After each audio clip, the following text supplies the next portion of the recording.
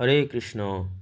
প্রিয় শ্রোতাগণ, আজ পর্যন্ত আমরা অধ্যয়ন করেছি শ্রীমদ্ ভগবদ্ গীতার 6টি অধ্যায়। আজকে অধ্যয়ন করব শ্রীমদ্ ভগবদ্ গীতার 7ম অধ্যায়। এই অধ্যায়ে 30টি শ্লোক রয়েছে। এই অধ্যায়ের নাম জ্ঞান বিজ্ঞান যোগ। শ্রী ভগবান উবাচ, শ্রী ভগবান বললেন, হে পার্থ, আমাতে আসক্ত চিত্ত হয়ে আমাতে মনোনিবেশ করে যোগাভ্যাস করলে কিভাবে সমস্ত সংশয় থেকে মুক্ত হয়ে আমাকে জানতে পারবে তা শ্রবণ করো।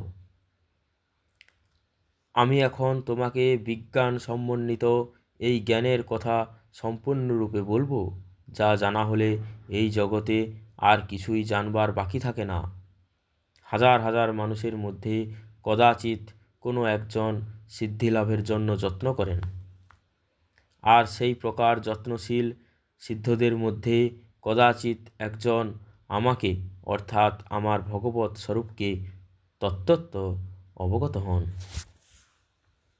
ভূমি, জল, বায়ু, অগ্নি, আকাশ, মন, বুদ্ধি ও অহংকার, এই 8 প্রকারে আমার ভিন্ন জড়া প্রকৃতি বিভক্ত। হে মহাবাহ, এই নিকৃষ্টা প্রকৃতি ব্যতীত আমার আর একটি উৎকৃষ্টা প্রকৃতি রয়েছে।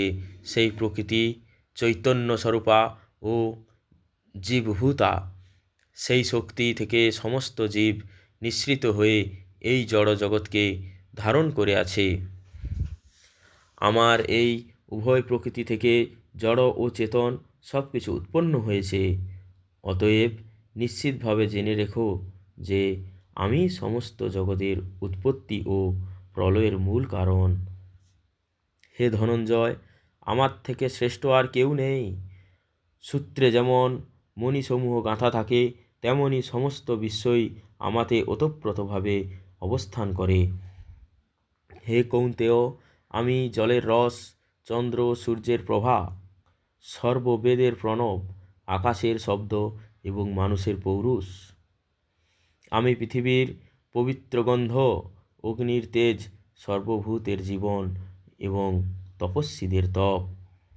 হে পার্থ, আমাকে সর্বভূতের সনাতন কারণ বলে জানবে। আমি বুদ্ধিমানের বুদ্ধি এবং তেজস্বীদের তেজ। হে ভরতশ্রেষ্ঠ, আমি বলবানের কাম ও রাগ বিবর্জিত বল এবং ধর্মের অবিরোধী কামরূপে আমি প্রাণীগণের মধ্যে বিরাজমান। সমস্ত সাত্ত্বিক, রাজসিক ও তামসিক ভাবসমূহ আমার থেকেই উৎপন্ন বলে জানবে। আমি সেই সকলের অধীন নয়, কিন্তু তারা আমার শক্তির অধীন। সত্য, রজ ও তম এই 3টি গুণের দ্বারা মোহিত হওয়ার ফলে সমগ্র জগৎ এই সমস্ত গুণের অতীত ও অব্যয় আমাকে জানতে পারে না। আমার এই দৈবী মায়া ত্রিগুণাত্মিকা এবং তা দূরতিক্রমণীয়া, কিন্তু যারা আমাতে প্রপত্তি করেন তারাই এই মায়া উত্তীর্ণ হতে পারেন। মূঢ়, নরাধম, মায়ার দ্বারা যাদের জ্ঞান অপহৃত হয়েছে এবং যারা আসুরিক ভাবসম্পন্ন, সেই সমস্ত দুষ্কৃতকারীরা কখনও আমার শরণাগত হয় না। হে ভরতশ্রেষ্ঠ অর্জুন, আর্ত, অর্থাথী, জিজ্ঞাসু ও জ্ঞানী এই 4 প্রকার পুণ্যকর্মা ব্যক্তিগণ আমার ভজনা করেন। এই 4 প্রকার ভক্তের মধ্যে নিত্যযুক্ত আমাতে একনিষ্ঠ তত্ত্বজ্ঞানী শ্রেষ্ঠ, কেননা আমি তার অত্যন্ত প্রিয় এবং তিনিও আমার অত্যন্ত প্রিয়। এই সকল ভক্তেরা সকলেই নিঃসন্দেহে মহাত্মা, কিন্তু যে জ্ঞানী আমার তত্ত্বজ্ঞানে অধিষ্ঠিত, আমার মতে তিনি আমার আত্মস্বরূপ।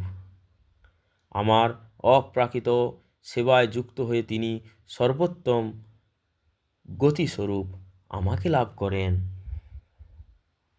বহু জন্মের পর তত্ত্বজ্ঞানী ব্যক্তি আমাকে সর্বকারণের পরম কারণ রূপে জেনে আমার শরণাগত হন, সেইরূপ মহাত্মা অত্যন্ত দুর্লভ। জড় কামনা বাসনার দ্বারা যাদের জ্ঞান অপহৃত হয়েছে, তারা অন্য দেবদেবীর শরণাগত হয় এবং তাদের স্বীয় স্বভাব অনুসারে বিশেষ নিয়ম পালন করে দেবতাদের উপাসনা করে। পরমাত্মারূপে আমি সকলের হৃদয়ে বিরাজ করি। যখনই কেউ দেবতাদের পূজা করতে ইচ্ছা করে, তখনই আমি সেই ভক্তের তাতেই অচলা শ্রদ্ধা বিধান করি। সেই ব্যক্তি শ্রদ্ধাযুক্ত হয়ে সেই দেবতার আরাধনা করেন এবং সেই দেবতার কাছ থেকে আমারই দ্বারা বিহিত কাম্য বস্তু অবশ্যই লাভ করেন। অল্পবুদ্ধি ব্যক্তিদের আরাধনা লব্ধ সেই ফল অস্থায়ী। দেবোপাসকগণ দেবলোক প্রাপ্ত হন, কিন্তু আমার ভক্তেরা আমার পরমধাম প্রাপ্ত হন। বুদ্ধিহীন মানুষেরা যারা আমাকে জানে না, মনে করে না,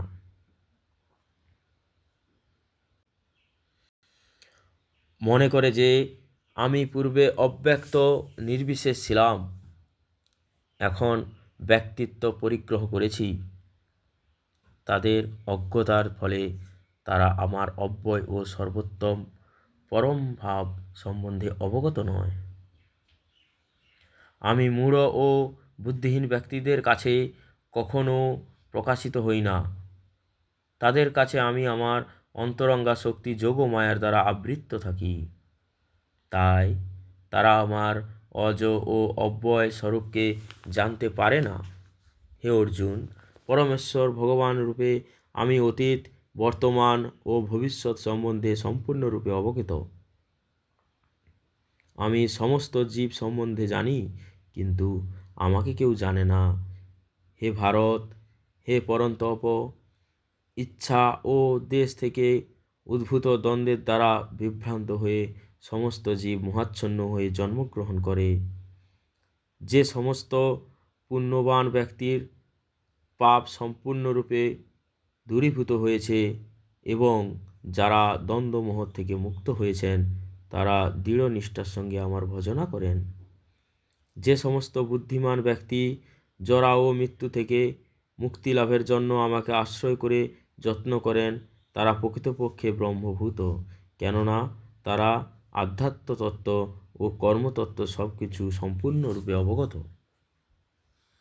যারা অধিভূত তত্ত্ব, অধিদৈবী তত্ত্ব ও অধিযোগ্য তত্ত্ব সহ আমাকে পরমেশ্বর ভগবান বলে অবগত হন, তারা আমাতে আসক্ত চিত্ত, এমনকি মরণকালেও আমাকে জানতে পারেন।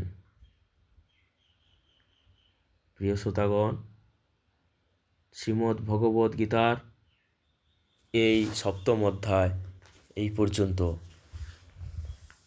এখানেই শেষ হলো। এরপরে আমরা অধ্যয়ন করব শ্রীমদ্ ভগবদ্ গীতার অষ্টম অধ্যায়। আজ এই পর্যন্ত। হরে কৃষ্ণ কৃষ্ণ কৃষ্ণ হরে হরে, হরে রাম রাম রাম রাম হরে হরে। জয় শ্রীকৃষ্ণ।